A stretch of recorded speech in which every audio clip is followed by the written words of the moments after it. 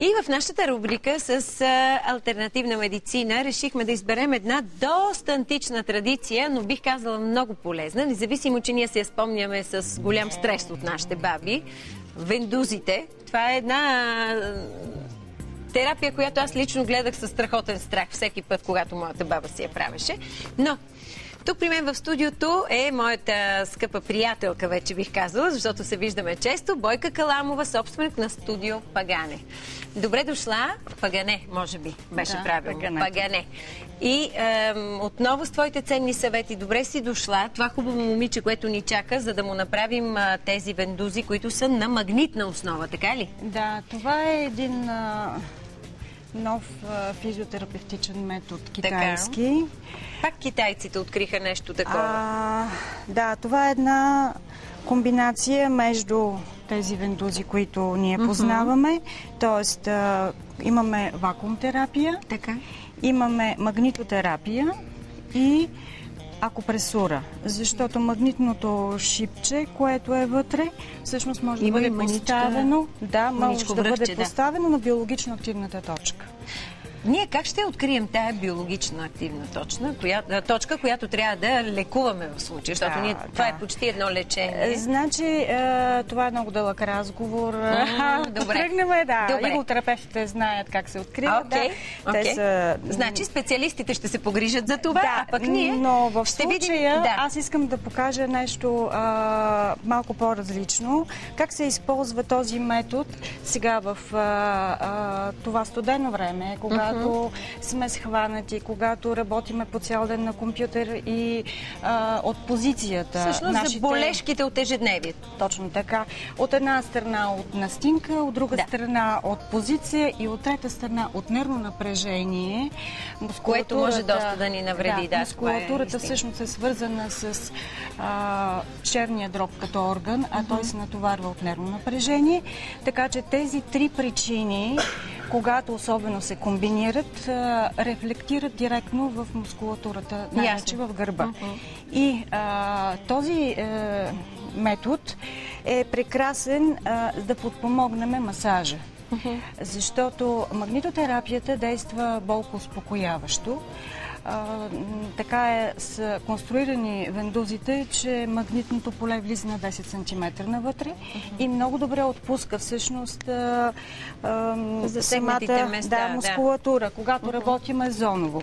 Ако проблема е и на нервно напрежение, бихме могли да използваме биологично активните точки, свързани с черния дроб, с сърцето, понякога с бъбрика и всъщност да комбинираме от една страна вакуум терапията, която ни помага да изтеглим навън студа. Биологично активната точка подпомага да подействаме на нервното напрежение и на причината за схващане на мускулатурата и съответно магнитното поле пък успява да действа болкоуспокояващо. И по този начин всъщност ние много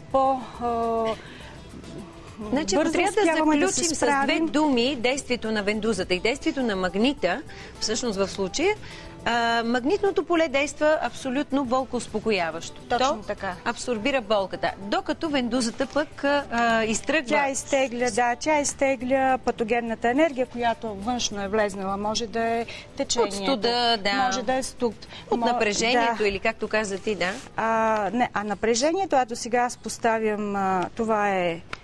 Аз следа биологично активните точки и всъщност те са различни по големина, виждам, като отворчета долу, самите вендузи. Това важно ли да се спазва? Не. Това в случая, тъй като те са различни за различните части на тялото. Могат да бъдат използвани.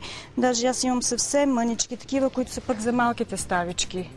Те се използват. Малките ставички, какво искаш да кажеш? На пръстчетата, на крачетата, навсякъде, Това е метод, който може да се използва. В случая показваме как бихме могли да облегчиме болката на гърба, но примерно при травми, При костноставни проблеми, значи болката в гърба може да се дължи на промяна в междупрешеното пространство, може да има ушипяване. Тогава всъщност се поставят магнитите върху самия гръбнак, върху самия прешен. Просто за всеки тип проблем се прави съвсем различна схема. Това, което правя аз в момента, е една класическа схема за облегчаване болки в гърба, и доброто е, че всъщност ние в случая хващаме всички проблеми, които са причинили болката в гръбчето, и можем да помогнем така или иначе. Комплексно, защото в случая аз виждам, че ти целият гръбначен стълб си го хванала. Цялата паравертебрална мускулатура, която обикновено се схваща, ние можем така да наредим. Която би казала, че е най-деликатна, защото между прешлените влизат тези влакънца, нервни окончания, мускулчета и така нататък, които могат да направят тая беля. Да, и в зависимост. Има ли значение силата, с която ти пресираш тези вендузи? Не, те са съвсем нежно се хващат. Да.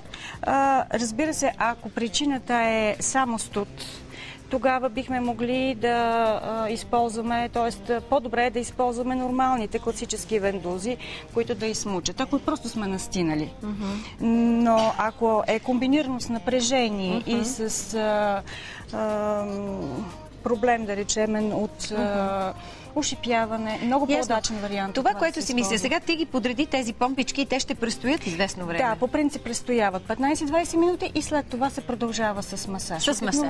Да. Вярно ли е твърдението, че бих казала на прост език, в твърденото мястото, което е... Крампирания мускул, да, крампирания мускул, когато е толкова силно засегнат, той не може да бъде измукнат от вендузата. Възможно ли е, че остава... Значи, не подлежим на терапията всъщност. Напротив. Тогава прекрасен вариант е. Може да се използва нормална вендуза, която да се постави, да постои 15-20 минути.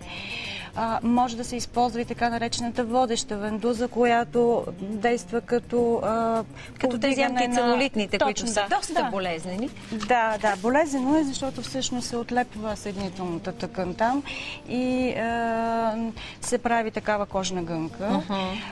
Но е много облегчаващо. Да, много полезно, защото след това ефектът е наистина невероятно добър. Тоест, тези движещи се вендузи, които ние можем да ги плъзгаме и да работим с тях, ние правим едно още по-добро постижение. Да, един прекрасен масаж. Всъщност той има такава техника. Кожна гънка се нарича, която обаче, когато имаме много голямо схващане, е много трудно да бъде изпълнена с пръсти. Когато страдаме от тези лесно разпукващи се капиляри, когато имаме дерматичен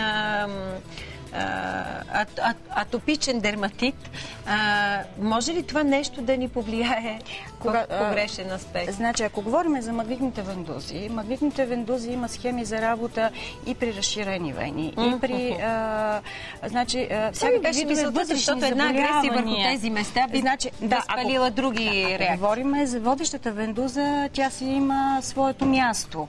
Нали, когато имаме капиляри, с попукане се работи по съвсем друг начин целулита, когато говорим, нали, за целулит. Но в случая магнитните вендузи, в зависимост от проблема, бихме могли да ползваме много схеми. Значи това е един класически подход, зонов, когато имаме схващане на гръбчето и повлияваме на всички причини. Но от тук нататък ние бихме могли да поставим вендузките на биологични активни точки, които са дистанционно разположени. Примерно по краката върху меридиана на бъбрика можем да работиме, ако проблема е влезнал. Например, ти много често срещани плексити, болки, прекрасно, които това мисля, че много добре се прави магнитотерапията с този Няма ограничение върху тялото, където можем да приложим вендузата. Значи навсякъде бихме могли да поставим специално тези вендузи. За другите има някакви по-големи ограничения. Да. Тези магнитните вендузи, те са много индикирани за цялото ни. Да, бихме могли да ги използваме даже при дискова херния. При всякакви видове костноставни проблеми. Ето един голям проблем, който трудно разрешим. Да, всъщност 70% от иглотерапията може да се замести с тях. Много добро обещание е това, което ни предадохте.